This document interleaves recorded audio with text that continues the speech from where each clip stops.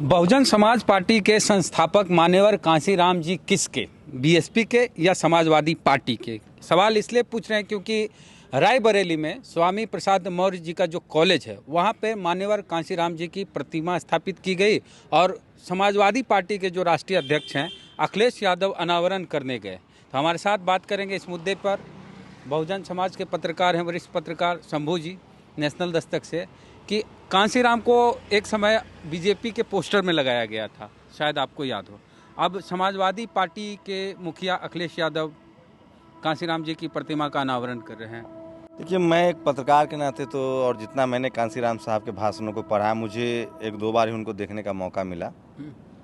जब उनका परिनिर्वाण हुआ था तो हम लोग दिल्ली में नए नए थे। जो भी पॉलिटिकल पार्टी, वो राजनीति के रसायन शास्त्री थे। एक आदमी जिसका कोई बैकग्राउंड नहीं है, जो साइकिल से निकलता है और पूरे देश की राजनीति को बदल देता है। SC/ST के लोग तब भी रिजर्व सीट पर जीतते थे, लेकिन वो तेज नहीं थी जो उन्होंने BSP बनाई, DS4, चाहे सामाजिक संगठन हो, चाहे राजनीतिक संगठन हो, चाहे बहुजन लोगों को घर घर पहुंचाना हो। तो जो गैर सवन पार्टियां जितनी हैं, अगर वो मान्यवर कांशीराम साहब के मेथड को नहीं फॉलो करती है तो वो सक्सेस नहीं होंगे। तो जो भी उनको लोग अपनाए, उनके मेथड, जो उनके राजनीतिक जो समीकरण है, उनका जो इक्वेशन है, तो कोई किसी पार्टी को आप रोक नहीं सकते हैं। तो मान्यवर साहब का जो मेथड है, पॉलिटिकल मेथड है, उसको जो भी पार्टी अपनाएगी भला तो बहुजनों का ही होगा, SC/ST OBC का ही होगा। तो पहले भाजपा भी कांशीराम जी के फोटो को अपने पोस्टर पे लगा चुकी है। भाजपा पूरी उन्हीं की राजनीति को आगे बढ़ा रही है। कैसे? उनकी आइडिया को अपना रही है। जैसे यूपी में बीजेपी के पास कम पैसा तो नहीं है, लेकिन बीजेपी यूपी में अनुप्रिया पटेल, निषाद जी के साथ तमाम जो मान्यवर साहब ने क्या किया, वो समाज जो शोषित वंचित था, उस समाज को राजनीतिक ललक पैदा की। बाबा साहब के जो विचार थे, संसद चलो, उसका उन्होंने घर घर तक उस आइडिया को पहुंचाया। सोनेलाल पटेल हों, चाहे अभी OP राजभर हों, मुलायम सिंह यादव हों, लालू यादव, ये तमाम लोग जो राजनीतिक थे, उनकी एकजुटता बनाई और राजनीति के उतार चढ़ाव को वो समझते थे। तो उनके आइडिया को जो भी फॉलो करेगा वो राजनीति में सफल होगा। जो समाजवादी पार्टी दलितों के प्रमोशन में आरक्षण का विरोध करती, बिल को फाड़ा जाता है सपा के सांसद के द्वारा, अखिलेश यादव का कुछ यही स्टैंड था। आज वही समाजवादी पार्टी कांशीराम के चरणों में क्या बता रहा है? क्या आने वाले लोकसभा चुनाव की तैयारी है? दलित वोट अपने तरफ लेने की तैयारी है? बहन जी को झटका देने की तैयारी है? क्या है ये? यही मैं कह रहा हूँ ना कि देखिए, अखिलेश यादव आज सोशल जस्टिस को लेकर जिस तरह से बोल रहे हैं, तो राजनीति एक सीखने की प्रक्रिया है। अगर उनको, जो पिछली सरकारें थी उनकी, अगर उनको लगता है कि कुछ गलतियां हुई और उस गलती को हमें दूर करना है, तो उसका तो स्वागत होना चाहिए। कोई एररलेस तो होता नहीं है। तो अब कोई भी पार्टी, अम्बेडकर साहब के नाम पे पार्क है और उस पार्क का नाम बदलकर मिश्रा जी के नाम से पार्क बना देते हैं, वही अखिलेश यादव। तो उनके भी वादा करेंगे, उनके भी तो ये कहना है, स्टेडियम का नाम लोग बदल दिया ना।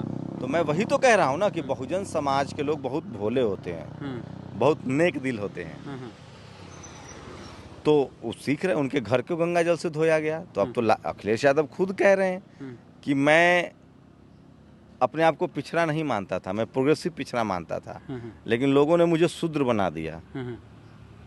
तो चलिए, देर ही सही, लेकिन उनकी पॉलिटिकल आइडियोलॉजी अगर मान्यवर साहब को फॉलो करते हैं। कांशीराम जी की प्रतिमा से सपा को कितना दलित वोट मिलेगा, ये तो मुझे नहीं पता। मैं तो वोट का कोई ठेकेदार नहीं हूँ। नहीं, एक आइडिया आइडियोलॉजी की बात हैं कि यहाँ भाजपा जीत रही है, यहाँ कांग्रेस हार रहा है, ये तो बोलते ही हैं आप अपने। मैं तो जब चुनाव होगा तो बता देंगे आप। तो उसी हिसाब से कि कितना नुकसान बसपा को, कितना मैं आम लोगों के से मिलता हूँ। मैं SC/ST OBC के लोगों से ज्यादा मैं मिलता हूँ।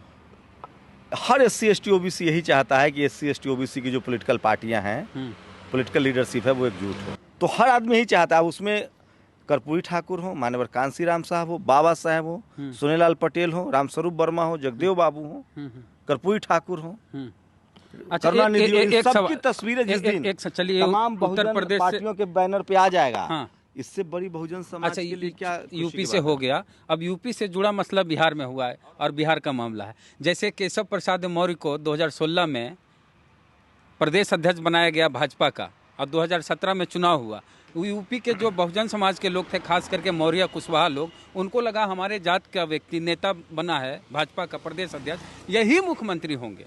और जम के वोट किए कुशवाहा समाज के लोग। 2017 के विधानसभा चुनाव में ऐतिहासिक जीत हुई भाजपा की। तब भी कुशवाहा समाज के लोगों को लग रहा था कि अब हमारा मौर्य जी जो हैं केशव प्रसाद मौर्य मुख्यमंत्री बनेंगे, लेकिन झटका मिला, मौर्य जी डिप्टी सीएम और योगी जी को सीएम बना दिया गया। अब बिहार में सम्राट चौधरी जो शौकनी चौधरी जी के बेटे हैं, कुशवाहा जाति से आते हैं, उनको बिहार प्रदेश का अध्यक्ष बनाया गया भाजपा का।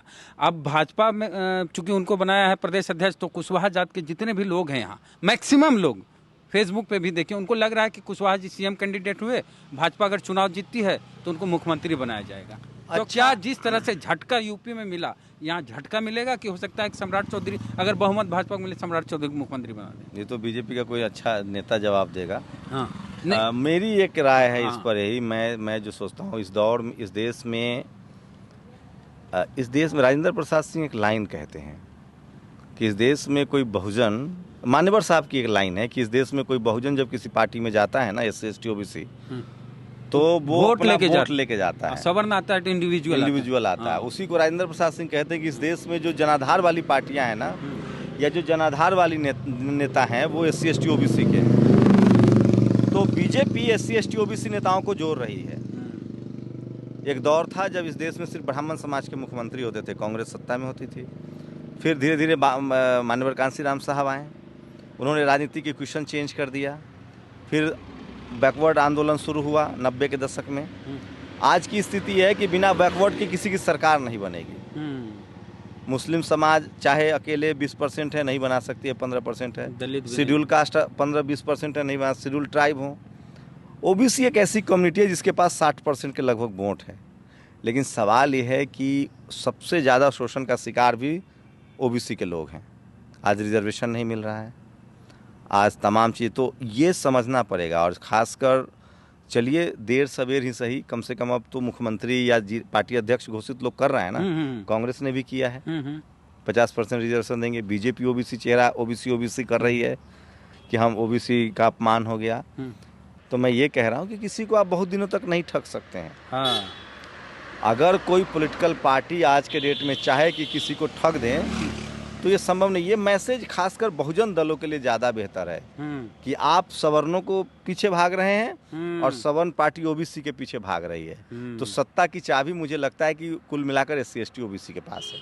सत्ता की चाबी है, हाँ, लेकिन ताला अब वो उनको तय करना है, उनकी जागरूकता कितनी है। अच्छा, देखिए, ठीक है, प्रदेश अध्यक्ष बैकवर्ड को बनाया जा रहा है भाजपा में, लेकिन EWS का जो आरक्षण है, OBC से ज़्यादा सीटवा कैसे उसमें जा रहा है? पिछली कई बहालियां आई है, उसमें 10% जो EWS है उसकी सीटें ज़्यादा है, और OBC 27% है, उसकी सीटें कम हो रही है। अभी राजनीतिक चेतना आए, उसके बाद सामाजिक चेतना आए। और देखिए, कैबिनेट सेक्रेटरी नहीं है OBC के लोग, 85 में एक नहीं है। सुप्रीम कोर्ट में जज नहीं बन पाते हैं। Media, judiciary, college, university, bureaucracy, business, इन जगहों पे लोग नहीं हैं।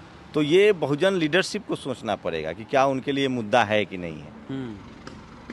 ये मुद्दा उनके लिए है कि नहीं है। अच्छा, ये बोलते हैं कि सब बहुजन को एक साथ आना चाहिए, तो क्या फिर से उम्मीद कर सकते हैं कि बहन जी और अखिलेश यादव एक साथ आना चाहिए, या आएंगे, या नहीं आएंगे तो क्या होगा? ये तो सपा बसपा के लोग बताएंगे, ज़्यादा बेहतर। आपकी राय जान। लोगों की राय है कि सारे बहुजन दल एकजुट हों, और इसीलिए ये दबाव भी है बीजेपी पर। और तमाम जो सवर्ण लीडरशिप वाली पार्टियां, कांग्रेस हो या बीजेपी हो या ममता हो, वो सब उनको लगता है कि हमें SC ST OBC को जोड़ना पड़ेगा। लेकिन SC ST OBC, मैं एक बात जब कहता हूँ SC ST OBC, तो मैं किसी धर्म और जाति को लेकर नहीं कहता हूँ। आप क्रिश्चियन हो सकते हैं तो भी ST हैं, उसमें भी बड़ी संख्या ST की है। आप सिख समुदाय से हैं तो भी आप OBC SC हैं।